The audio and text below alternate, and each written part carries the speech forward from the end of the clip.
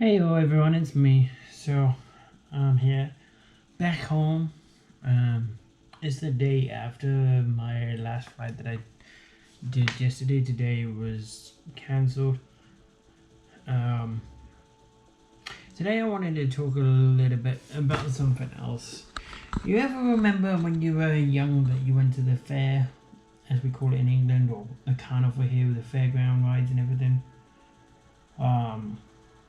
My favorite was the rollers, the chairs.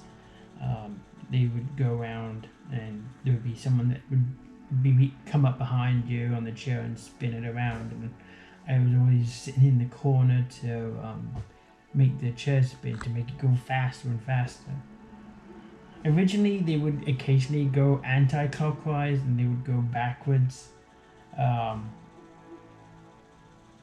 and then they would spin you the opposite way round too, which was a lot of fun. And they used to go really, really fast, and then someone got hit in the head by one of the lights falling, and then the health and safety and all that stuff came, and then they were only allowed to do it clockwise, and they would only go so fast, and it stopped being exciting.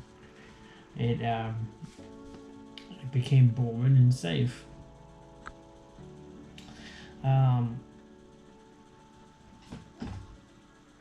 Flying is kind of like that too. What I'm talking about is that I had my first hazardous attitude, put it that way, that I noticed. And it isn't the one that I expected. Like, I'm invincible, nothing can happen, or macho, or stuff like that. And it was, it's just, I guess it is the invincible one. Feeling like that nothing can happen to you and stuff like that. But I wouldn't say that I wouldn't describe it as being invincible. It was more of the risk that was exciting, or the adrenaline rush, or the potential. And first of all, people, like, you come across something new, and at first it may terrify you, and then as you get a little bit more comfortable, you're intrigued, you learn more, you understand it more, and that terror turns into intrigue, interest, and then potentially excitement. Some people use that fear to be a motivator, to push themselves forward, or they let that fear keep them away. Like, no, I won't do that. Like going on top of a tall building, or going to the top of the Eiffel Tower because they're afraid of heights. But no, this was kind of a weird one, and I promised that I wasn't gonna hide anything. Like, I was gonna share my experience as I went through it, through the course that is. So yesterday I had the stage check, second stage check, with someone else that I haven't flown a lot with. This is the only second time I've flown with. They were my ground instructor, and I wanted to impress them, and I wanted to do well, put it that way. So I got to the airport, we did everything, they did the pre-flight, and the weather was, the ceilings were lower than what I had hoped for.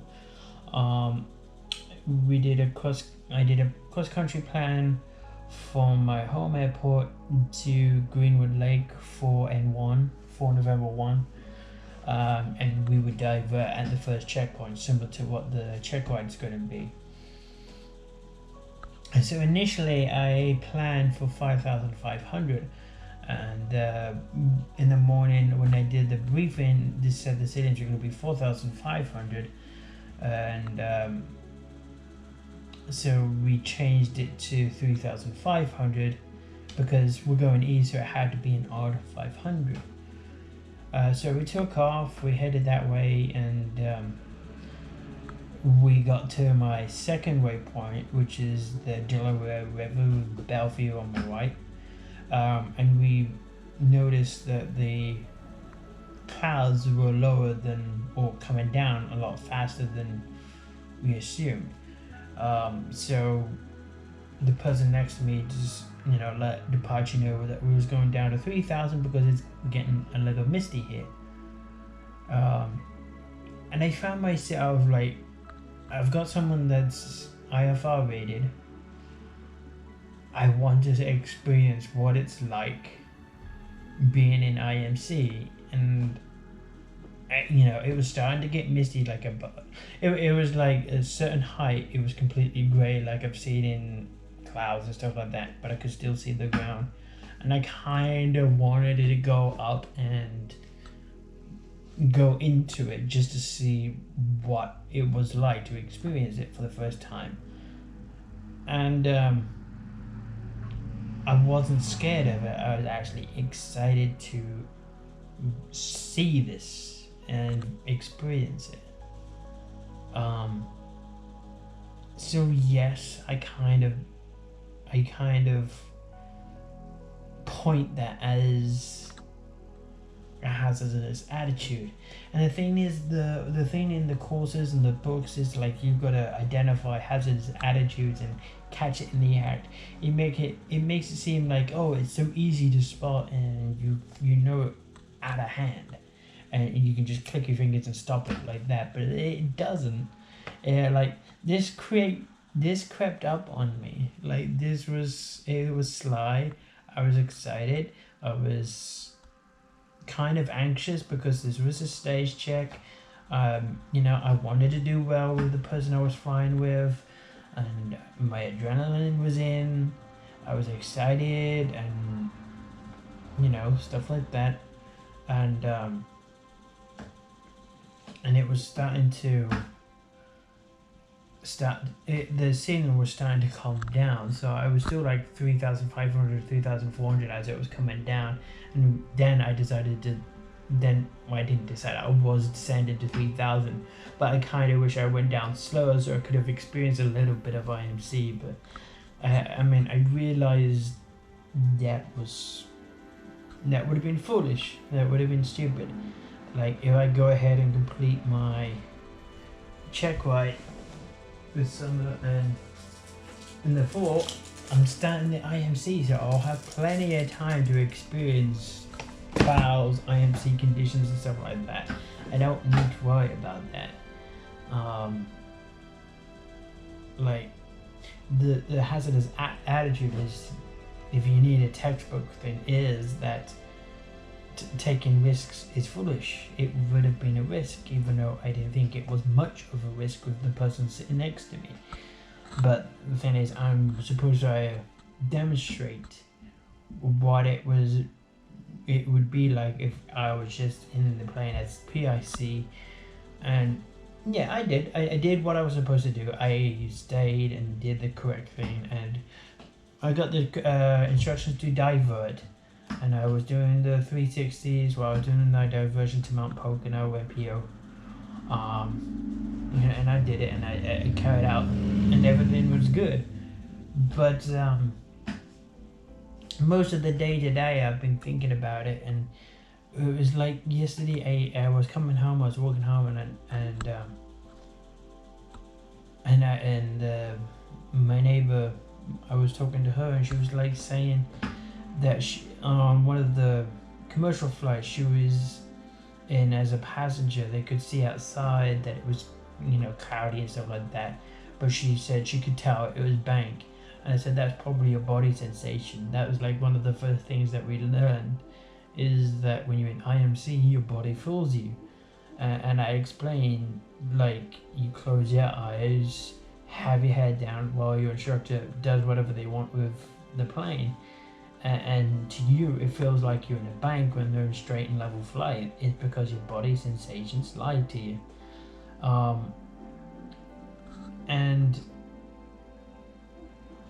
accidental IMC, VFR into IMC kills a lot of pilots. So it would have been a stupid, foolish risk to have taken just to cross it off the checklist. But it wasn't, and it wasn't like, oh, I'm thinking bad thoughts, I better stop it. It was more that it creeps up on you, and it is more of the realization afterwards that that would have been a dumb thing to do or to try, regardless of who was sitting next to me, and it would have done the exact opposite of what I wanted to do, to show that I can fly and make sensible decisions. So I'm glad that I mentally focused on what the instructions were, listened and did that. I didn't do what I wanted to do, which I guess is part of command, pilot in command.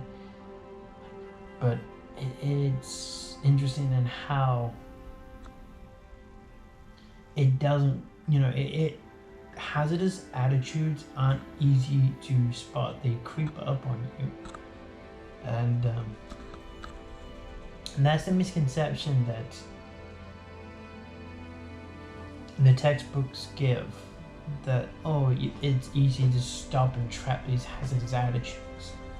I mean, I just had and completed my course resource management. I know all about the safety and all the rules of aviation is written in blood and everything like that. But it kind of it's a little silly thing, but it made me understand a lot more how important it is to trap these hazardous attitudes and stuff like that.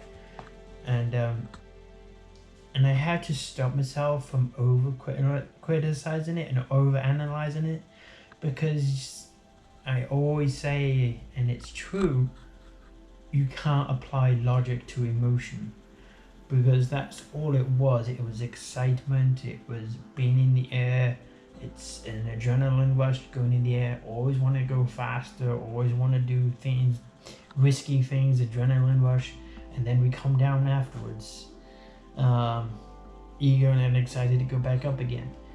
But it is my first occurrence of it, experiencing it while in the air, put it that way. So that's why I wanted to share it. It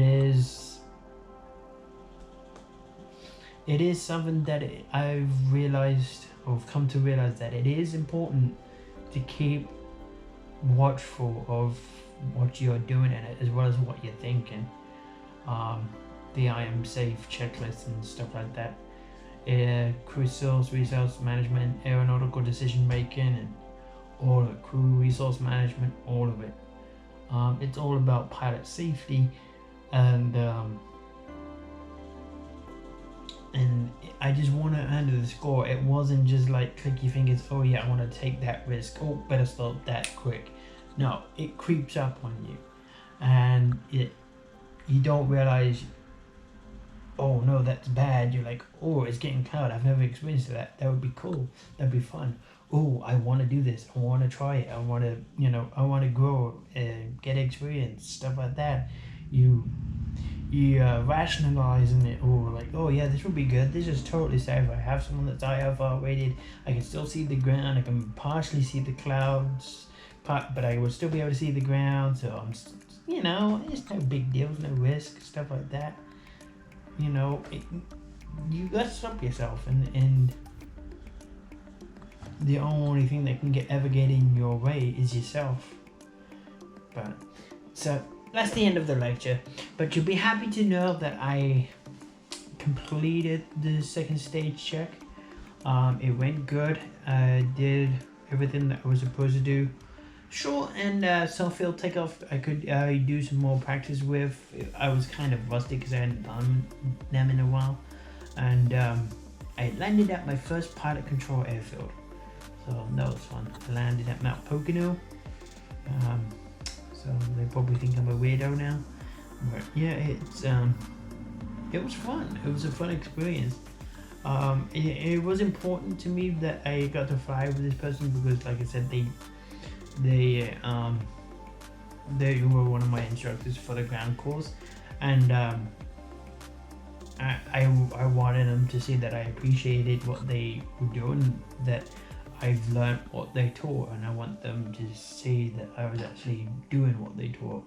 I let him know I passed my written test, and it's, you know, kind of want to make them proud kind of thing.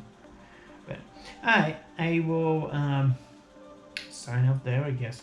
Alright, and so quickly, there's only 6 more lessons after this. I am now at stage 3. There's solo cross country part A, part B, long cross country solo, and we've got review flights, we got the end of course check, then there's stage 3 check, and then end of course check, and then the actual check, right?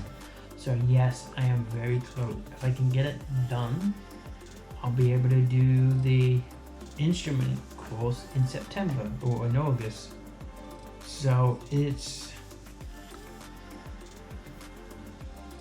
is exciting, put it that way. So yeah, that's it. So like, share, and subscribe. Let me know if you ever occurred or had an occurrence of hazardous attitudes, what they were, how you responded, or how you reacted, if you reacted. Share your stories below. Have a good one.